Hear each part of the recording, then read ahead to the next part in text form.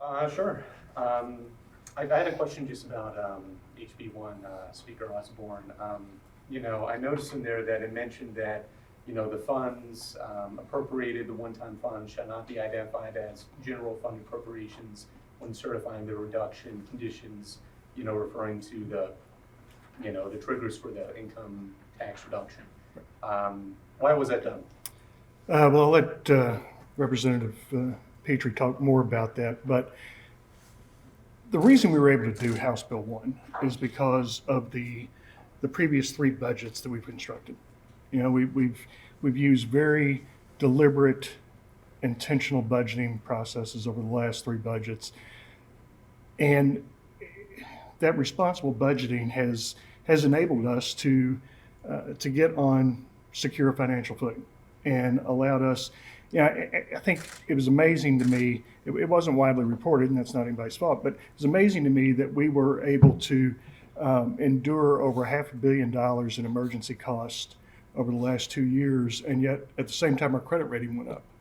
That's unheard of for us to be able to have that type of financial strength.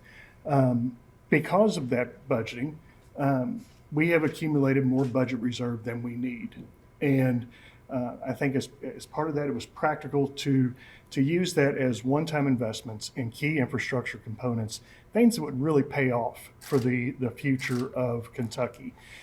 It's outside the budget scope. The budget is dealing with revenues and expenditures from those revenues. So it seemed to be appropriate, and again, I'll let Jason speak to it, but it seemed to be appropriate to separate those two items and make them different bills. And right along with it, the responsible budgeting that was mentioned, part of that is making sure we keep those recurring expenditures and recurring revenues on one side. That's House Bill 6. Keeping one-time expenditures from one-time money with a reserve on House Bill 1. So if you look at House Bill 8 back in 2022, we excluded from the calculation any over and above payments to the pension systems. We have huge unfunded liabilities. And one of the reasons we excluded that was because they were one-time appropriations over and above, not recurring. So it's not like we have to continue to budget to those over and above. The same theory applies to what we have in House Bill 1 this time. One-time expenditures, there's no recurring obligation. This is not something we're going to be budgeting to in the future.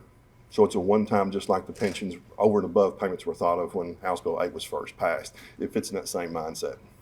There were, I think, 4 other bills earmarked to be future budget bills. I'm assuming one of those is the transportation cabinet budget. It's the House Bill's 262 and that bunch of bills. So like normal, sorry, go ahead. Oh, I'm just wondering what they were. So like normal, we've got the executive branch budget. House Bill 1 is a separate one-time issue for expenditures. Then we have the usual judicial, legislative, transportation budget will be forthcoming. That's probably what you're looking at. Could be road plan, saving numbers to make sure we've got the normal road plans dealt with. Gotcha.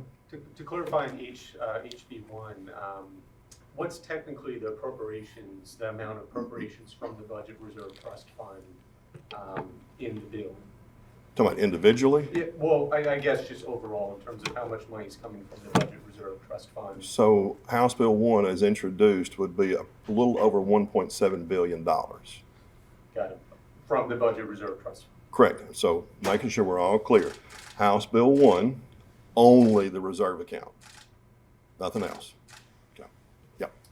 How do you expect the Senate will differ? You guys, I'm sure, have had discussions. What kind of differences philosophically or relatively small do you expect? You may hit that or you want to? Sure.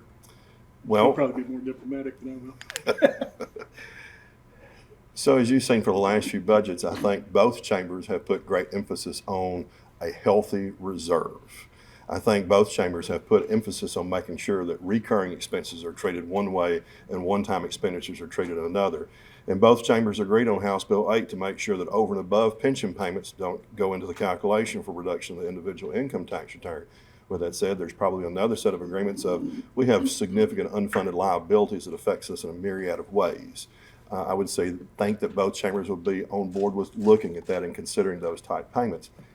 We're two chambers. We're two separate ones, two separate leaderships, and we have some disagreements in the past, but they're relatively minor in degree for the most part. pretty much headed in the same direction. So it's expected between siblings, but not so bad that we can't get along at the end of the day. What would you say to the perspective out there, mainly a perspective put out by the Kentucky Center for Economic Policy, that, not including the one-time appropriations as a part of the general fund, as a part of the trigger reductions with the spending, is making it appear the state is spending less than it actually is and making it easier to achieve that income tax cut? It all depends on reduction. Yeah, so this is going to go back to an earlier question of why include these things, exclude them from House Bill 8 conditions. Like I go back to, these are one-time expenditures. So what I'm understanding from who you just referenced, which I haven't read, but from that type of reference, look, we need to separate out one-time from recurring. They're funded separately, they need to be handled separately and have separate considerations, just like the over and above payments. They're one time. We don't budget to those in the future. If we're able to, then it's on consideration for a one-time expenditure. All of the other items that is set in House Bill 1 are the same way. There's no hook for a next term appropriation. It is a one-time. So we don't have to budget for those items into the next cycle. Those that we have to budget in the next cycle are recurring by nature, and they're treated separately. Have you guys run any analyses on whether the triggers would be hit to trigger a tax cut in, I think, 26 and potentially 27? We're always running projections and updating those things, but this is a House bill that was just introduced. It will change. There likely will be a committee sub. I'm just saying there's likely a committee sub with some changes in it. The Senate will change in another draft, and we get to conference committee. My guess is it'll be different, even when it comes out of conference committee. And until we get to that point, our projections are just mere speculation. I've got a couple of questions that have come in just through text and online. Chairman Petrie, how much will be left over in the Budget Reserve Trust Fund after these one-time appropriations? And how many days of state operating costs are associated with So that? first, understand that the numbers are always moving on the reserve and what time period we're talking about. Currently, we have approximately $3.7 billion in the reserve account. With these expenditures in House Bill 1, that would be a little over $1.7 billion coming out of that. With the remainder, it should put us in the 45-day mark, depending on how technically you use definitions to calculate the numbers, around the 45-day mark at that point. Thank you. Just a question about a specific issue. I know affordable housing advocates last week were, making a call for $200 million in various affordable housing, the various trust funds to reinvest in the state.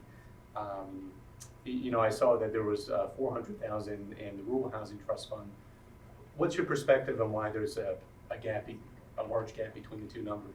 All affordable housing is not equal, so each program has its own specifics to it that are peculiar and hit niche parts of housing, number one. Number two, we've got a lot of federal funds coming in for housing. Number three, don't forget House Bill 9 from 2023 session. There are people that talk about using that or portions of it through nonprofits or otherwise to deal with affordable housing. And there was something like a few $100 million out of House Bill 1 that's associated with House Bill 9. So affordable housing can still be dealt with in many, many ways, but I would just refresh and remind, affordable housing is one categorical descriptor, but there's many flavors of that inside of it with their own specific requirements. Can you talk about the $50 million cap bill on, I think, relief funding? Previously, the language could be used like any amount of funds, but there was like a cap. I was just curious what the purpose of that was. Is that in House Bill 1 or House Bill 6? It was 260 something. It's a separate bill. Yeah. Oh, gotcha, I'm sorry.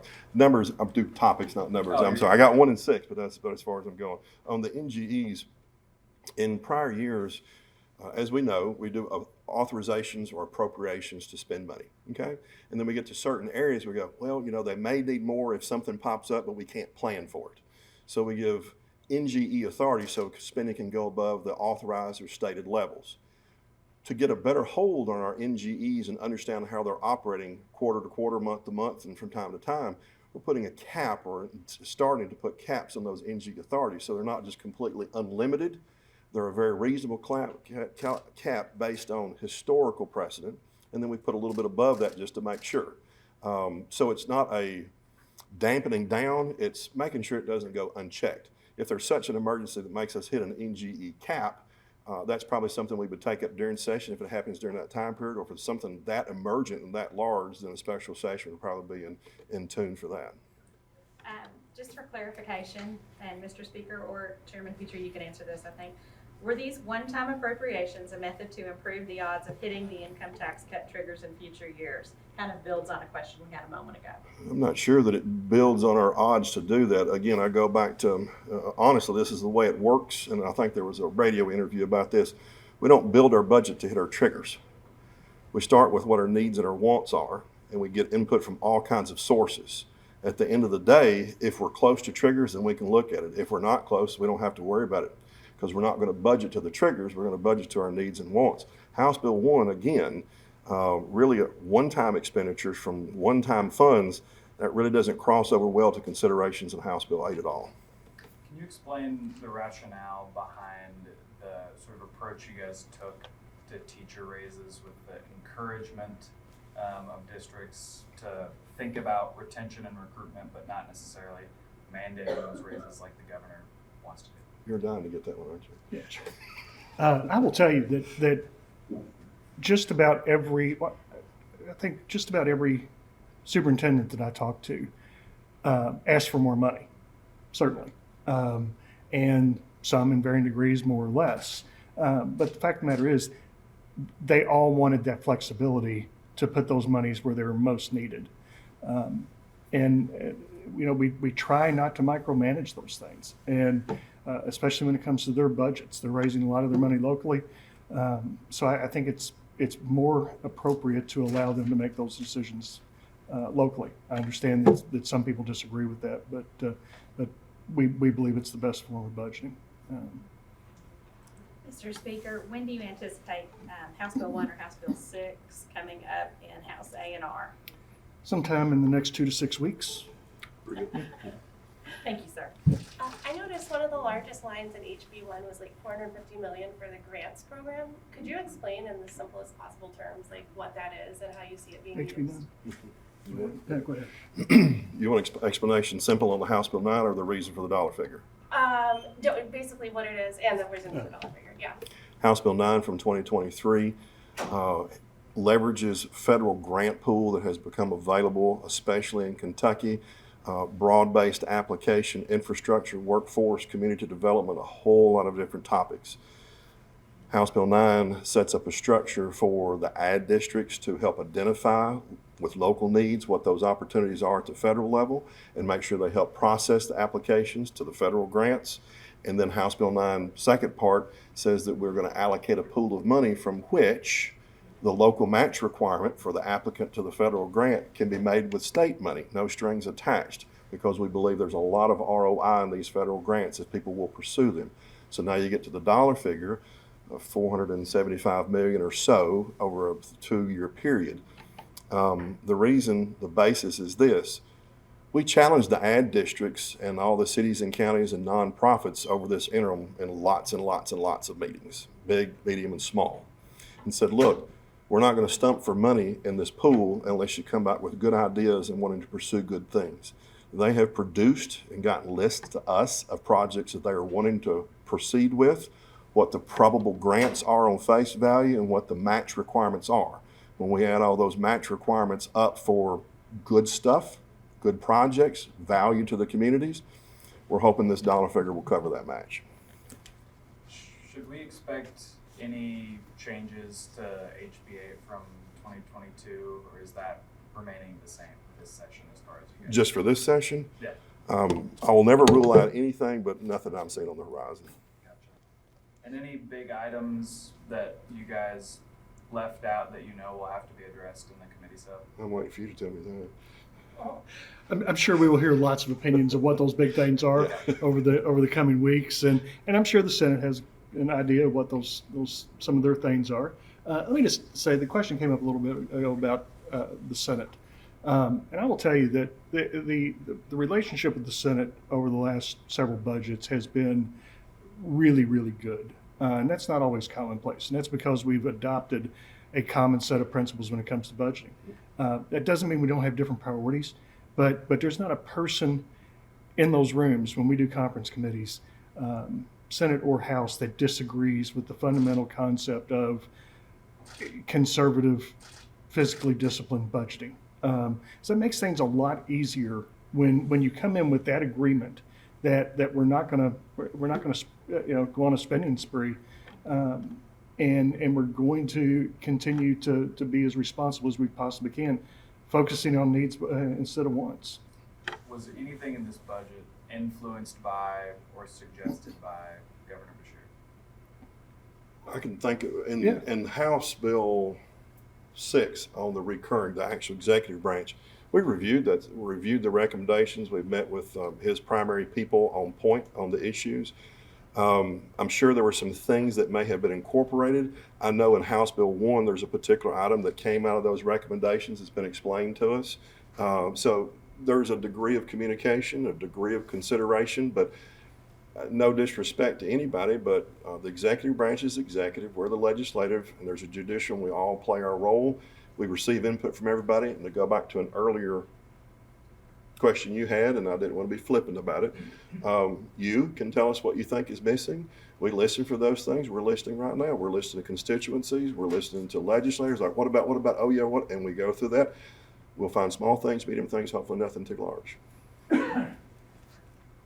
All right, we got everything? I'm just curious, like other lawmakers in other states have been reluctant in some cases to dip into a rainy day fund or a budget reserve trust fund. Was there any resistance within your own caucus or even within your own minds about making that big $1.7 billion dip? Not really. We had one of the largest, as a percentage of our budget, one of the largest budget reserves in the country. I think that at some point in time it gets to be hoarding. And I think it is responsible to make those investments that have lasting value to them with that money. We tried to set House Bill 8, the tax modernization bill, up as a percentage of how we spend and raise revenue. And the accumulation of budget reserve is outside those bounds. And so I think that it is certainly going to still keep us, even with that spend down, it's still going to keep us in the top states in the country as far as the percentage of budget reserve. And I will tell you again, because of good budgeting, I give Chairman an incredible amount of credit for this, as well as Chairman McDaniel. There are many states that are dealing with deficits right now. Indiana's got $1 billion budget deficit right now. And that's because, I'm not saying they're not talented people, but we've done a better job of budgeting. And I think you've also seen that the long-term effects of the policies that we've put in place to grow this state's economy and to make Kentucky more competitive in the business climate and our tax climate are showing incredible dividends in our revenue streams. One, I want to say absolutely on that. And then number two, don't forget that we'll have another fiscal year that ends on June 30th of this year. And right now, on current projections, if everything flatlined, there's still going to be a sizable deposit back in the surplus, which will keep us in that 45, 60, or 60 plus day. And we'll have to deal with that if that in fact occurs. So it's not like we're going down and never coming back up. Right now, we know there will be a surplus deposit unless there is an absolute act of God. I've got two more questions, sorry, one more came in. Chairman Petrie, why is SEEK funding less in the second year of the budget, even though per student funding is higher in the second year? Yeah, so SEEK formula is what this gets to. So you go 4,100 and then 4,200 per student in the last budget cycle. Now we're going up 4% the first year and 2% in the second year. You think it's got to be bigger and better. Well, don't forget it's a formula that money passes through. So there is no one-for-one calculation, and there are lots of factors, primarily these. We still have a student enrollment decline in Kentucky. We've not bottomed and started coming back up.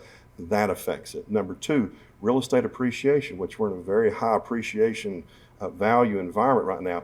That affects how much a local district in particular will get out of the SEEK distribution. There are other factors. So from our end, when we push money into SEEK as an appropriate adjustment, it doesn't mean we're kicking out a dollar for dollar to everybody equally. Remember, SEEK is a formula to make sure we try to mitigate the difference between affluent and less affluent districts. So it's not a direct distribution to everybody.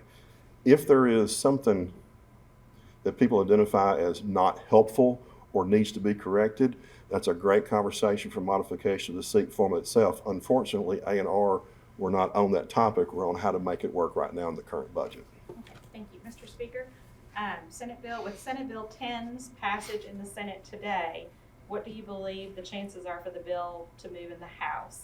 And that would be Senator McDaniel's bill that creates a constitutional amendment to move constitutional office elections to even-numbered years.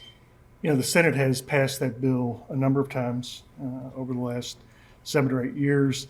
Each time we consider it very carefully. We toss it out to the caucus, discuss it, and there's some pretty strong opinions on it on both sides.